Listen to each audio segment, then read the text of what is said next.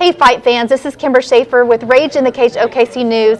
And Rage 81 is about here. It's coming your way Saturday, June 19th at the Oklahoma City Farmers Market Event Center. And I've got one of the pro fighters standing right beside me. We're here at Whiskey Nights for our pre-fight interviews for Rage 81. And this is Brandon Lyons, and you are facing Travis Cox in a pro 185 bout. So I don't know a lot about either one of you. So tell me a little bit about you and what brought you into the MMA business. Well, I got started, came off deployment, and I was in a little hole-in-the-wall gym in my hometown, kind of the type I like. People don't go in because there's no heat, no air. And I was running one day, and I'd seen a guy pop in. He had some cauliflower ear, and I wrestled in high school. And eventually one day he stops and asks me, he said, "Hey, did you ever wrestled before?" I was like, "Yeah, I wrestled for Johnny Cook and Tony Cook, two of the best high school coaches ever." And he's like, "Oh, okay, you mind coming in here and rolling with me?" So wrestling led to jiu-jitsu, led to some sparring, led to he asked me, "Do you want to fight?" And I was like, "Yeah, sure." So we show up, and they're calling off all the amateur fighters for physicals and weigh-ins, and they never said my name. So I was like, "I think y'all miss me." They're like, "Oh, well, what's your name?" It's Brandon Lyons. They said, "No, you're on the pro card." And he was just laughing. I was like, "Oh, you shit." But sorry. But anyway, long story short, went ahead and did it. Went out there, knocked the guy out in 45 seconds. Got knockout of the night. 400 became 600, and I stuck with it from there. So you started basically a short time later. You're in your very first pro fight.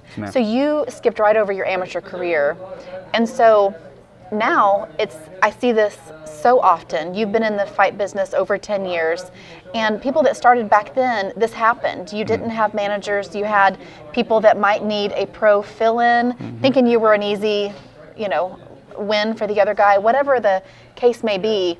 And you started, thankfully, with a win, but you've also had some losses in that career, and you're kind of fighting back against some bad decisions that you made early in your fight career. And so I'm proud of you that you're doing that, but walk us through kind of like, when you started realizing that you really need to get some additional training and you needed to be more cautious about the fights you were taking. Well, actually, that took probably the worst experience I've ever had in my life, and that was losing my daughter.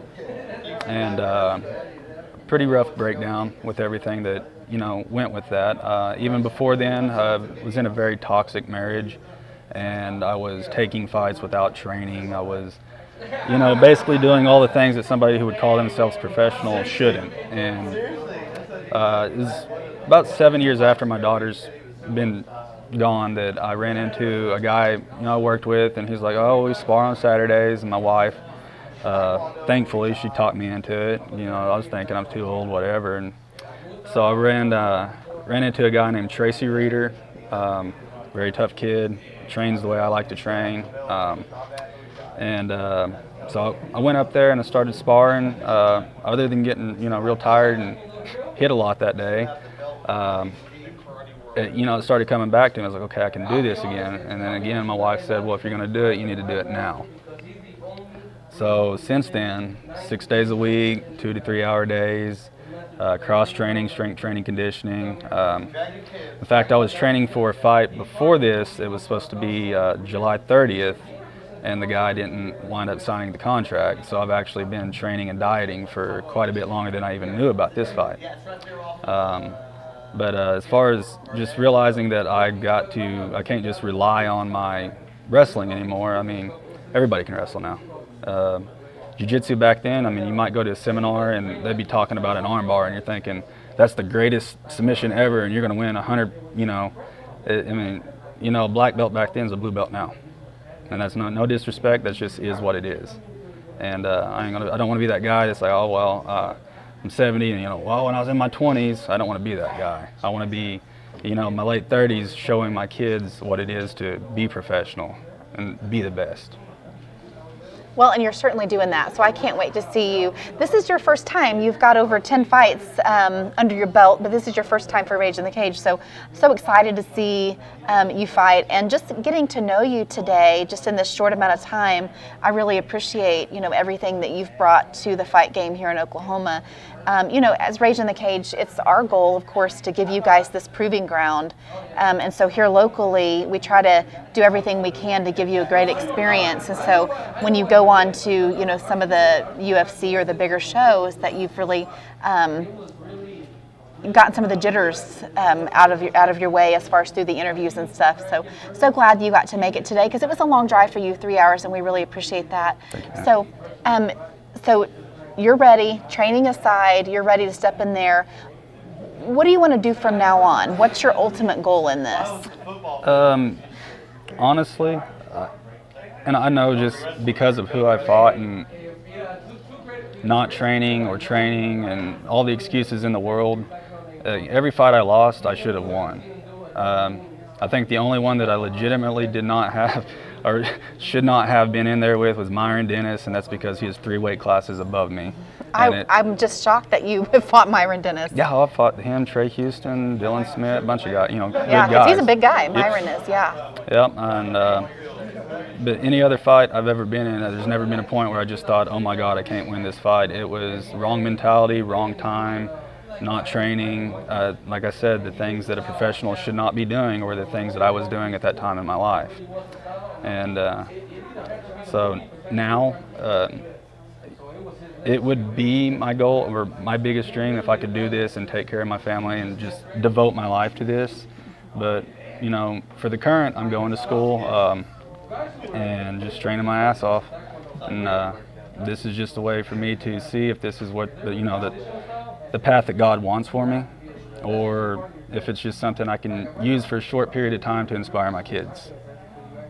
Well, perfect. Well, your story is inspirational, and I know that there are amateur fighters out there that can really learn from your story, and it's the exact reason why we tell them to make sure that you fought everybody the best you can in your own weight class before you move up to pro, because some of the saddest stories I've seen in martial arts is an artist trying to fight back from that, and that's exactly where you are. And I've seen it at Rage in the Cage, several fighters, and I'm just like, oh, I can't believe they went pro. And you can almost read it, beforehand. Like, I can almost see it.